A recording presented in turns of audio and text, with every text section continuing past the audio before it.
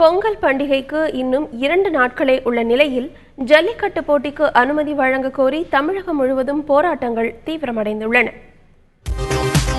ஜல்லிக்கட்டு போட்டிக்கு அனுமதி வழங்க கோரி புதுக்கோட்டையில் ஏராளமான இளைஞர்கள் காளை மாட்டுடன் ஊர்வலம் சென்றனர். ஜல்லிக்கட்டுக்கு ஆதரவான வாசகங்கள் எழுதப்பட்ட பதாகைகளுடன் திருச்சியில் மாணவர்கள் ஊர்வலமாக சென்று கோஷம் எழுப்பினர். சென்னையில் டாக்டர் அம்பேத்கர் சட்ட பல்கலைக்கழக மாணவ மாணவிகள் ஜல்லிக்கட்டுக்கு ஆதரவாக ஆர்ப்பாட்டத்தில் ஈடுபட்டனர். ஜல்லிக்கட்டு மீதான தடையை நீக்க வலியுறுத்தி புதுச்சேரி அரசு சட்டக் கல்லூரி மாணவர்கள் உண்ணாவிரதத்தில் ஈடுபட்டனர்.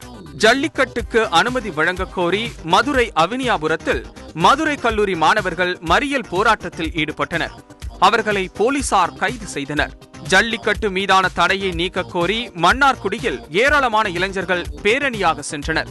ஜல்லிக்கட்டுக்கு ஆதரவு தெரிவித்து கரூர் மற்றும் கம்பத்தில் இணையதள நண்பர்கள் நடத்திய பேரணியில் ஏராளமானோர் கலந்து கொண்டனர். நெல்லையில் நடைபெற்ற பேரணியின் பொழுது போலீசாருடன் தள்ளுமுள்ளு ஏற்பட்டது.